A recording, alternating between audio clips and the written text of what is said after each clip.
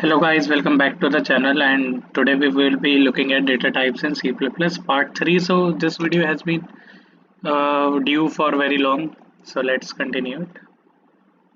Okay, so we have talked about primary and derived data types in the earlier video. So today we will be talking about user defined data types. So in user defined data type there are okay, so let's continue in Hindi because I forgot that this one is Hindi channel. तो user defined data types के अंदर जो होते हैं हमारे 5 तरह के जो होते हैं मेनली डेटा टाइप्स हैं। क्लासेस, स्ट्रक्चर, यूनियन, इनम और टाइप डेफ।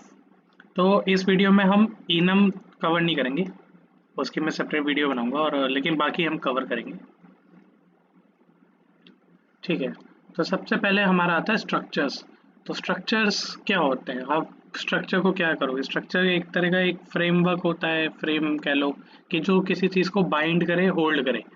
तो ये मीनिंग होता है इंग्लिश में कि आप कहोगे कि ये चीज़, जैसे कोई बिल्डिंग गिर गई तो तुम क्या कहोगे? उसका स्ट्रक्चर वीक था, यानी कि जो चीज़ बाइंड कर रही थी उस बिल्डिंग को वो वीक थी।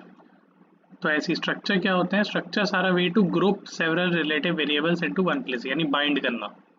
ठीक है, और ये भी कोई पूछ सकता है, तो स्ट्रक्चर से इंकैप्सुलेशन भी इम्प्लीमेंट होती है। इंकैप्सुलेशन ये ऊप्स वाली वीडियो में हम पढ़ेंगे डीप में, तो अभी के लिए आप कह लो कि स्ट्रक्चर से भी इंकैप्सुलेशन होती है।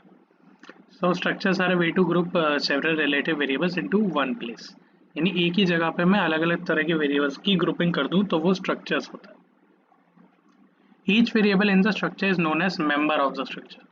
तो हर वेरिएबल को हम मेंबर बोलते हैं। फिर structure can contain many different types of data. तो ये इंपॉर्टेंट है कि अलग अलग तरह के डेटा टाइप्स को आप एक साथ रख सकते हैं। तो जो स्ट्रक्चर बनाने के लिए कीवर्ड यूज होता है वो होता है स्ट्रक्ट। अब आप नीचे एग्जांपल देखिए, तो यहाँ पे सबसे पहले लिखेंगे कीवर्ड, फिर ये n नाम का एक स्ट्रक्चर जैसे मैंने बना लिया, अब लगाएंगे कर्ली ब्रेस। अब इसके अंदर देखो मैंने दो मेंबर वेरिएबल डाले, एक है इंटीजर टाइप का माई नम और एक स्ट्रिंग टाइप का माई स्ट्रिंग। तो ये जो स्ट्रक्चर n है, जब भी मैं इसका कोई ऑब्जेक्ट बनाऊंगा तो उस पर दो वेरिएबल ऑटोमेटिकली आ जाएंगे, एक होगा इंटीजर टाइप का माई नम और एक होगा माई स्ट्रिंग। और नीचे देखिए जब कर्ली ब्रेस क्लोज हो रहा है तो उसके बाद एक लिखा है माई स्ट्रक्चर और कोलन। तो ये जो माई स्ट्रक्चर है ये क्या है? ऑब्जेक्ट है। किस टाइप का ऑब्जेक्ट है? इस एन स्ट्रक्चर का एक ऑब्जेक्ट है। तो यानी ये जो ऑब्जेक्ट है माई स्ट्रक्चर, इसके पास एक नम वैल्यू स्टोर हो जाएगी और एक स्ट्रिंग वैल्यू स्टोर हो जाएगी। अब आप पूछोगे कि इसका यूज़ क्या है? तो अगर मैं आपको बताऊं कि जैसे आपको कोई कह रहा है कि 10 बच्चों का डेटा स्टोर करना है। अब बच्चे के डेटा पे सब हो सकता है कि जैसे पास है या फेल है तो वो बुलियन हो जाएगा, नाम क्या है उसका वो स्ट्रिंग हो जाएगा, उसका रोल नंबर क्या है वो इंटीजर हो जाएगा, ऐसे करके। तो अगर आपको 10 बच्चों का करना है तो या तो आप 3 डिफरेंट एरे बनाओगे, एक के अंदर नेम स्टोर होंगे, एक के अंदर रोल नंबर स्टोर होंगे, एक के अंदर पास स्टेटस। या फिर आप ऐसा थोड़ी करोगे कि नेम 1, नेम 2, फिर ऐसे ही पास 1, पास 2, या फिर रोल 1, रोल 2, ऐसे थोड़ी स्टोर करोगे बच्चों के। ऐसे कितने वेरिएबल बनाओगे? अगर कल को कोई 500 बच्चों का कह दे तो ऐसे वेरिएबल थोड़ी बनाते रहोगे। तो इसलिए स्ट्रक्चर्स यूज होता है वहाँ पे। तो स्ट्रक्चर में आपको क्या करना है, अब इसी डेफिनेशन में देख लो। अगर ये n की जगह मैं स्टूडेंट लिख दूँ, यहाँ लिख दूँ स्टूडेंट, तो स्ट्रक्ट स्टूडेंट, और इंटीजर माइनम की जगह क्या कर दो? रोल। कि हर स्टूडेंट टाइप का मैंने एक स्ट्रक्चर बनाया है, उसकी कैरेक्टरिस्टिक्स क्या है कि उसके पास एक रोल नंबर है और यहाँ पे नेम लिख दो, और नेम है, और तीसरा वेरिएबल भी ऐड कर दो इसके बाद, बुलियन पास। तो जब भी मैं स्टूडेंट का एक ऑब्जेक्ट बनाऊंगा, जैसे मैंने S1 बनाया, तो उसके पास ये तीनों चीज़ें ऑलरेडी हैं। तो मैं उसकी सेटिंग, तो मुझे बस उसमें वैल्यू सेट करनी है। तो वैल्यू कैसे सेट करेंगे वो हम देखेंगे कि जब हम प्रैक्टिकल इम्प्लीमेंटेशन ऑफ स्ट्रक्चर्स वाली वीडियो करेंगे। तो यहाँ पे आप एग्जांपल देख सकते हो, मैंने स्टूडेंट का बना रखा है। स्ट्रक्ट कीवर्ड है, स्टूडेंट नाम से मैंने स्ट्रक्चर बनाया, और हर स्टूडेंट का क्या है? नेम होगा उसका, उसका रोल नंबर होगा, एक क्लास होगी, ये मैंने इंटीजर टाइप ही ले ली, जैसे क्लास 6 में है, 5 में है, 4 है।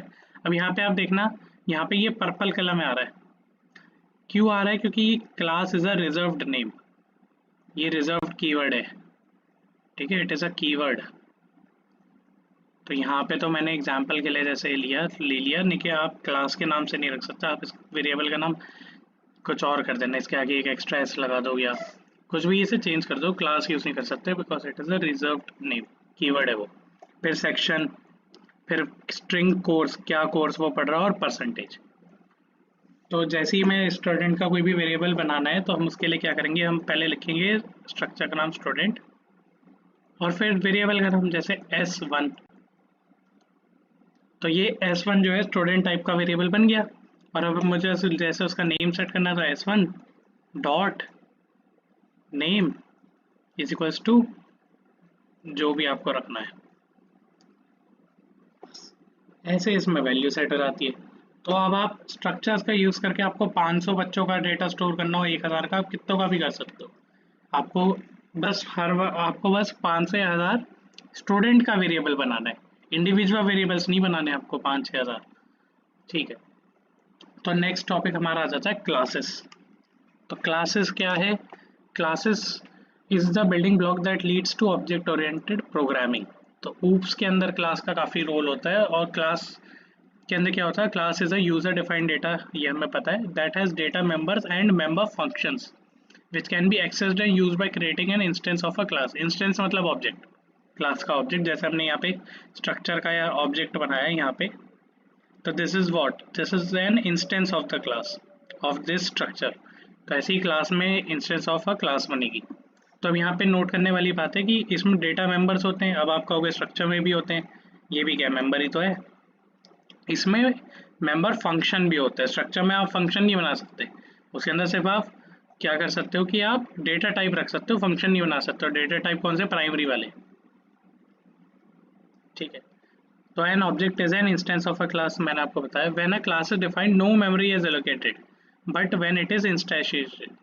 इंस्टेंशिएटेड का मतलब जब उसका एक ऑब्जेक्ट बनेगा तब उसे मेमोरी एलोकेट होगी, वरना क्लास डेफिनेशन के लिए सिर्फ उसके स्ट्रक्चर के लिए ही, एक तरह से मतलब जो क्लास का आपने कोड लिखा है उसके लिए कोई मेमोरी यूज नहीं होती जब तक उसका कोई ऑब्जेक्ट क्रिएट ना हो। ठीक है। तो सिंटैक्स आ गया यहाँ पे क्लास का, सिंपल है, सिमिलर है हमारा, क्या बोलते हैं उससे। ये आप ये वाला एग्जांपल देखिए। तो सबसे पहले देखिए यहाँ पे, अभी आपके प्राइवेट लेवल्स वगैरह को भूल जाओ, ठीक है, प्राइवेट पब्लिक को भूल जाओ, आप इतना देखो, इतना और इतना। तो यहाँ पे आपको क्या दिख रहा है? सबसे पहले डेटा मेंबर दिख रहे हैं कुछ, आगे स्टूडेंट की क्लास है, तो स्टूडेंट का नेम है, रोल नंबर है, परसेंटेज है। अब एक देखो मैंने फंक्शन बना लिया वॉइड सेट डेटा। तो सेट डेटा के अंदर ये तीन चीज़ें ले रहा है, नेम ले रहा है, परसेंटेज ले रहा है, रोल ले रहा है। और ये क्या कर रहा है, इन वैल्यूज़ में वो वैल्यू असाइन करता रहा है, percentage equals to per, name equals to name, और roll number equals to roll. ठीक है। और एक फंक्शन मैंने इसी के अंदर बना लिया डिस्प्ले का। तो डिस्प्ले क्या कर रहा है, name is name, percentage percent. अब इसका क्या बेनिफिट हुआ, मुझे स्टूडेंट लिखना है, स्टूडेंट, और उसका एक ऑब्जेक्ट बना लेना है S1। ठीक है। और जैसे ही मैं लिखूंगा, अगर मैं अब मुझे वेरिएबल सेट करने हैं वैल्यूज, तो मुझे क्या करना है, S1 डॉट सेट डेटा, इस फंक्शन को कॉल करूंगा और इसके अंदर तीनों वैल्यू दे दूंगा जो मुझे सेट करनी है। और अगर डिस्प्ले करना है तो S1 डॉट, इसका डिस्प्ले मेथड कॉल कर लो, S1 डॉट डिस्प्ले, और देखो उसके अंदर हमें कुछ पास नहीं करना, बस। तो ये क्या करेगा, इतने सारा ये लिख देगा और सब वैल्यूज सही लिखेगा क्योंकि वो असाइन हो गई हैं S1 के ऑब्जेक्ट को। तो ये फ़ायदा है। अब ऐसे करने पे आप मान लो एक स्टूडेंट है, अब स्टूडेंट के लिए कितने सारे फंक्शन होंगे, आप सोचो।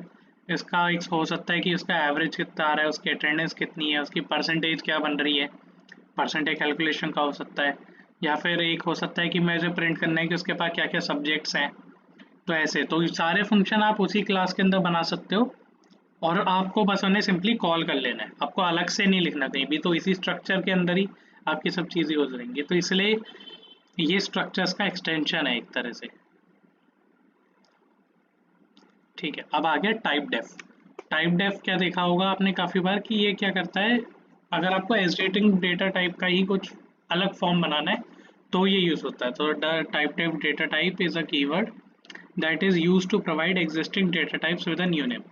तो लेट्स से कि आपको एक कैरेक्टर एरे बनानी है, कैरेक्टर है, हमने एरे के नाम से लिख दिया, और 20 साइज की, और मान लो आपको कोड में आपको ये बार बार 50-60 बार ये सेम चीज़ करनी है, तो आप 50-60 बार ये लाइन ना लिख के अब आपने क्या करा, आपने लिखा सबसे ऊपर लिख लिया हेडर फाइल्स के साथ टाइप डेफ, और फिर यही चीज़ उतार दी और फिर कुछ उसका नाम लिख दिया।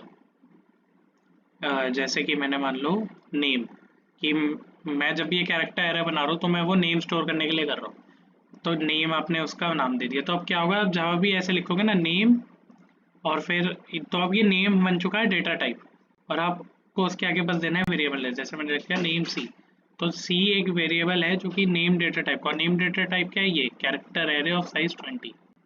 तो ये आपका सिंटैक्स हो गया कि सबसे पहले टाइप डेफ कीवर्ड लगाना है, उसके बाद एग्जिस्टिंग नेम और उसके बाद न्यू नेम।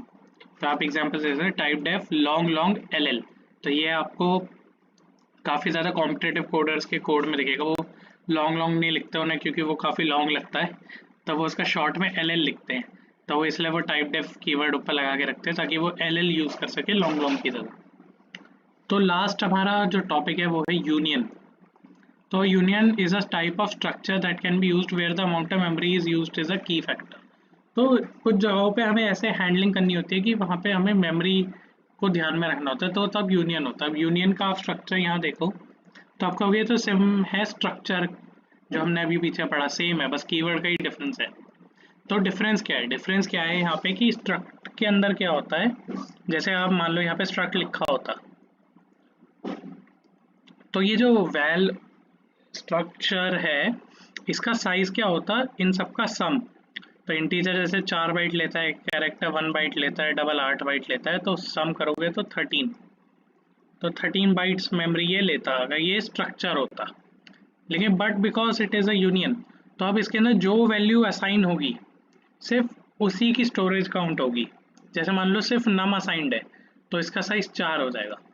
फिर जैसे मान लो आपने अब आपने लेटर को असाइन कर दिया, तो नम ओवरराइट हो जाएगा, नम की वैल्यू हट जाएगी, और लेटर को वैल्यू असाइन हो जाएगी, तो अब इसका साइज 1 बाइट हो जाएगा। फिर आपने कोई डबल वैल्यू असाइन कर दी तो लेटर की वैल्यू भी हट जाएगी, नम की भी हट जाएगी, और वैल्यू सेट हो जाएगा, तो इसका साइज अब 8 हो जाएगा। तो मतलब इसमें जब भी डेटा मेंबर्स हैं उनमें से आप एक बारी में एक ही वेरिएबल को असाइन कर सकते हो। अब आप पूछोगे इसका फ़ायदा क्या है, ये जो वेरिएबल होता है ये एरर हैंडलिंग में काफ़ी काम आता है, कि मान लो जहाँ पे आपको पता नहीं कि आपको किस टाइप का डेटा मिलने वाला है, तो वहाँ पे आप ये यूज़ कर सकते हैं, क्योंकि ये आपने जैसे इसके अंदर बहुत सारे अलग टाइप के डेटा टाइप डिफाइन कर दिया और उनमें से बस कोई एक ही आएगा आपके पास एक बारी में, तो ये बहुत बेनिफिशियल है उन केसेस को हैंडल करने के लिए। तो यहाँ पे भी लिखा है this is most useful when the type of data being passed through functions is unknown, using an onion which contains all possible data types can remedies this problem, और memory is allocated to only one data member, तो ये important है।